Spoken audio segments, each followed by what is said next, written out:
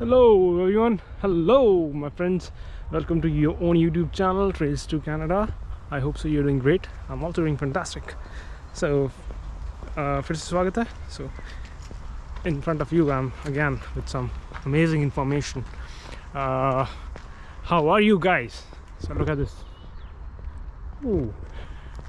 I don't know how to explain, but thank you very much. I'm very grateful that one of my videos is almost close to 10k views. Trails to Canada was nothing. It is just because of your love and support. Trails to Canada is something. Thank you very much. I'm very grateful and thankful. Okay, so बात करते हैं.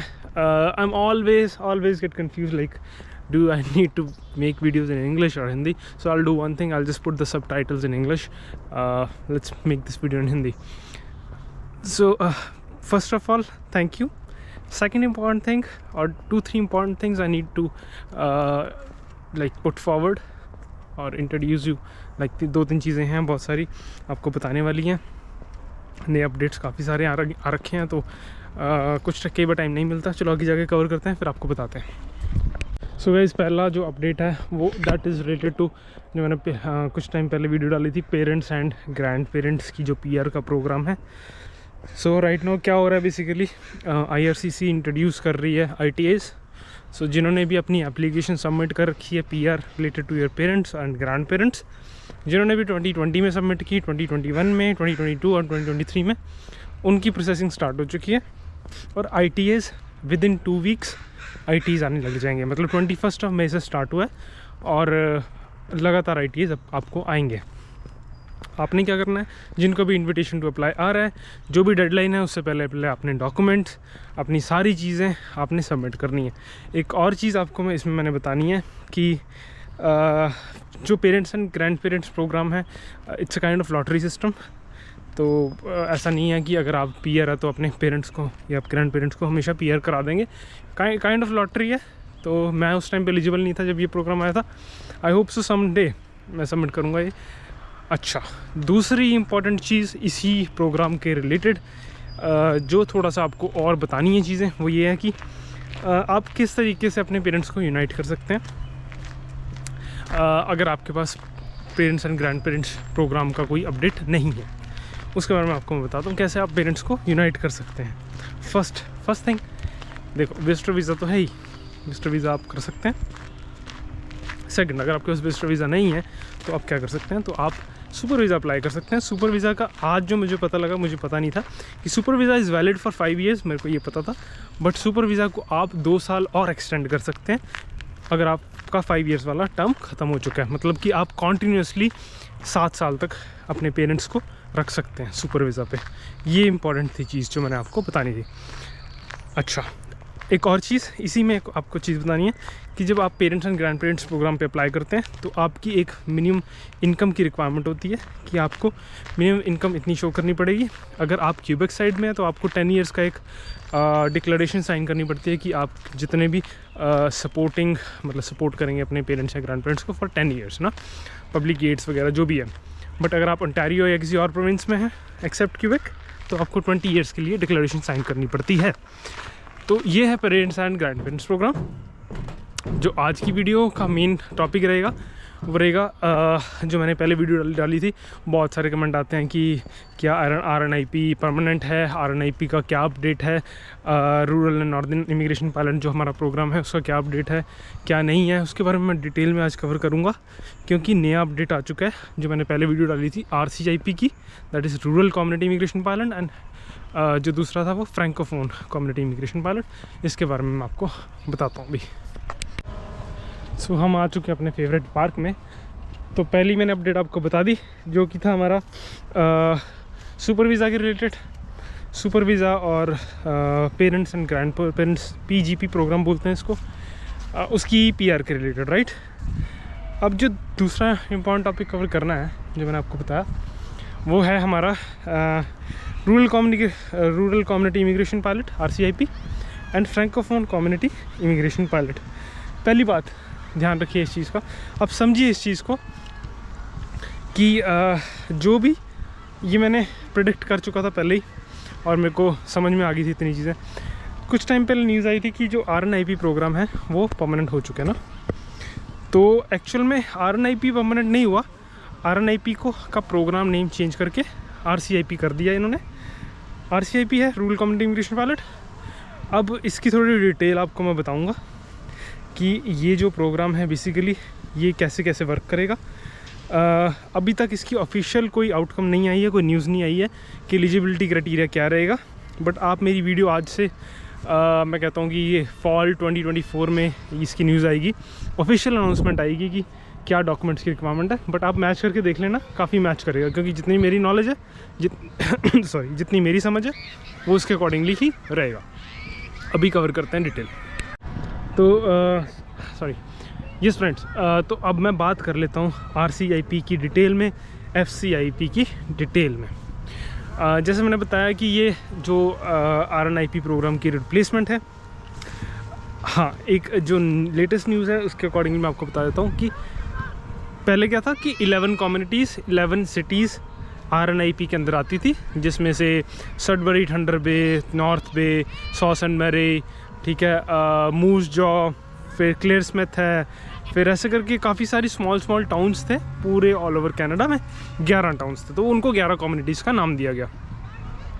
अब क्या हुआ, अब इसमें जो eligibility बन गई है वो 15 कम्युनिटीज़ की है, या 15 सिटीज़ या टाउन्स आ जाएंगे कनाडा के। तो थोड़ी सी मैं कहूँगा कि और ज़्यादा अपॉर्चुनिटी बढ़ गई है। और एक अच्छी चीज़ बताऊँगा आपको कि और क्या हुआ है। अच्छा, तो ये है कम्युनिटी की रिक्वायरमेंट्स, राइट, मतलब कितनी कम्युनिटीज़ आ रही हैं। उसके अलावा जो अपडेट ये है कि जुलाई 2 तक आप अपनी अगर आप कम्युनिटी से बिलोंग करते हैं या किसी सिटी से, तो आप अप्लाई कर सकते हैं IRCC के साथ कोलैबोरेट कर सकते हैं, उनसे फॉर्म भर के आप भी इस प्रोग्राम में शामिल हो सकते हैं। आई होप सो मेरी जो ऑडियंस है वो कोई ऑर्गेनाइजेशन नहीं है, बट अगर किसी को नॉलेज चाहिए तो उनके लिए जस्ट कि फॉर्म्स वगैरह होते हैं वो फिल करके आप पार्ट बन सकते हैं और इमिग्रेशन IRCC के साथ कोलैबोरेट कर सकते हैं। अच्छा, मैं रिक्वायरमेंट्स के बारे में थोड़ी देर में बताऊंगा कि रिक्वायरमेंट्स क्या रहेंगी इसकी, पर पहले मैं आपको बता देता हूँ मोटा मोटा कि क्या क्या स्ट्रक्चर है इसका और क्या क्या अपडेट्स हैं। ठीक है, दूसरा अपडेट ये है कि जो IRCC ने बोला है कि हम 5500 PR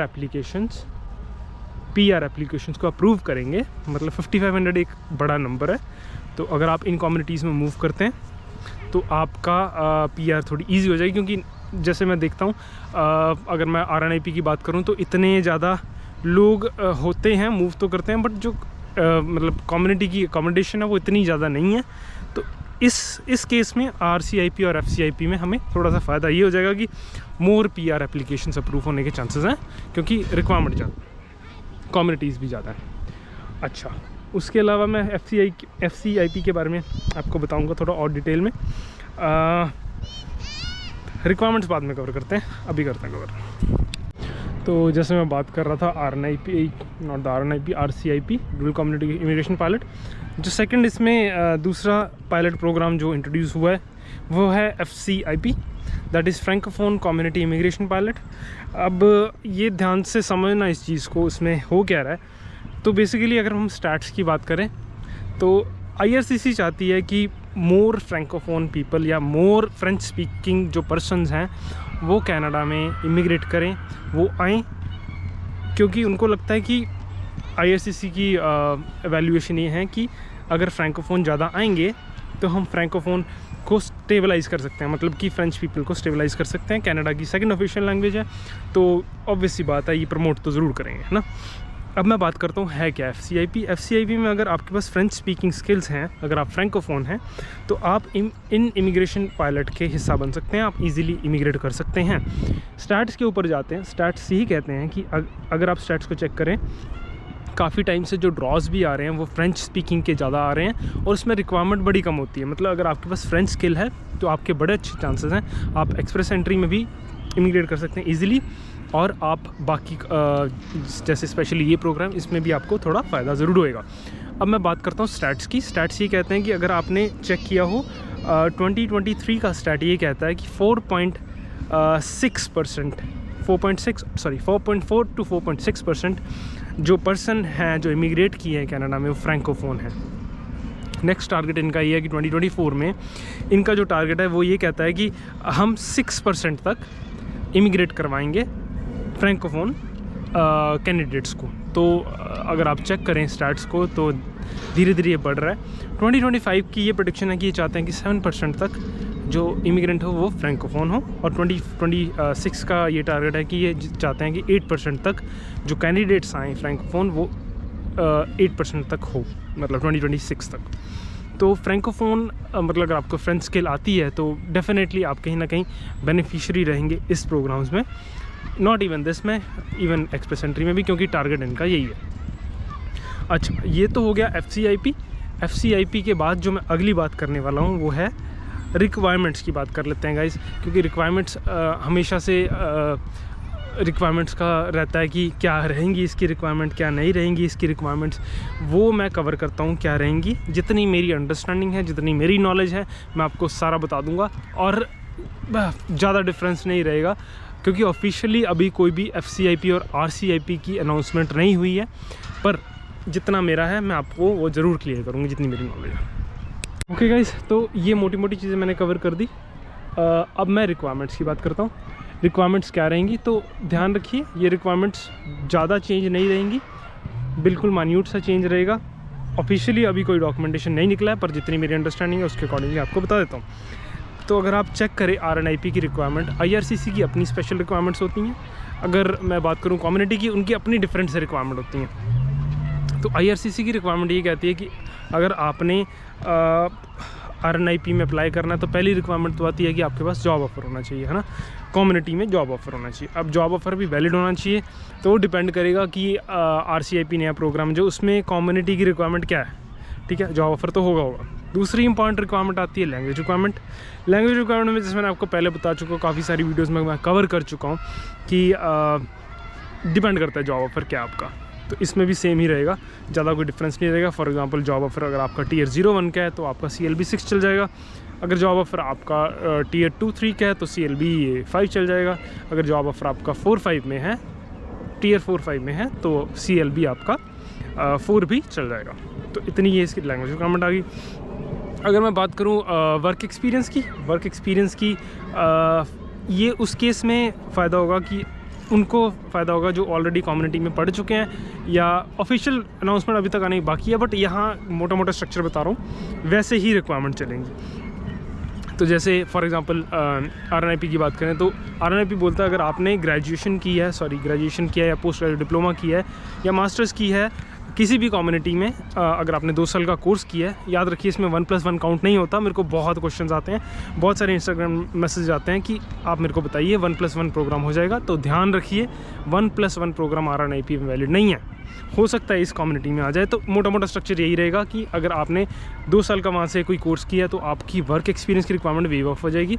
अब मैं बात करता हूँ वर्क एक्सपीरियंस की रिक्वायरमेंट क्या है। वर्क एक्सपीरियंस की रिक्वायरमेंट जैसे मैंने आपको पहले बताया कि RNIP की जो वर्क एक्सपीरियंस की रिक्वायरमेंट ये कहती है कि अगर आपने कम्युनिटी में एजुकेशन नहीं की तो आपका वर्क एक्सपीरियंस होना चाहिए 1560 आवर, 1560 घंटे लास्ट 3 ईयर्स में होने चाहिए आपके, 1560 आवर्स ये होने चाहिए, तब आपकी एलिजिबिलिटी बनती है। तो ये एक मोटा मोटा स्ट्रक्चर है, मोटी मोटी रिक्वायरमेंट्स हैं, इसके बाहर नहीं जा सकती। एक आध चीज़ें चेंजिंग हो सकती हैं। फ़ंड्स की रिक्वायरमेंट है, फ़ंड्स भी शो करने पड़ सकते हैं। अगर जॉब है आपके पास तो फ़ंड्स की रिक्वायरमेंट नहीं है, फ़ंड्स हो सकते हैं, इंटेंशन टू लिव हो सकता है, कम्युनिटी की स्पेसिफिक रिक्वायरमेंट अलग से हो सकती हैं, तो उस चीज़ का आपको ध्यान रखना पड़ेगा। जो मोटी मोटी IRCC की रिक्वायरमेंट मैं आपको बता चुका हूँ। तो ये थी आज की video guys, I hope so आपको कंटेंट देखने में मज़ा आता है। कई बार क्या होता है कि मैं नहीं कर पाता रिप्लाई इंस्टाग्राम पे, कई बार मैं लेट हो जाता हूँ, तो प्लीज़ डोंट माइंड, आप मेरे साथ इन टच रह सकते हैं इंस्टाग्राम पे। मैं हमेशा कोशिश करता हूँ टाइमली रिप्लाई कर दूँ, नहीं कर पाता तो आपको दोबारा से बता देता हूँ कि सैटरडेज़ को हमारे जो लाइव सेशन है वो रहेंगे हमेशा।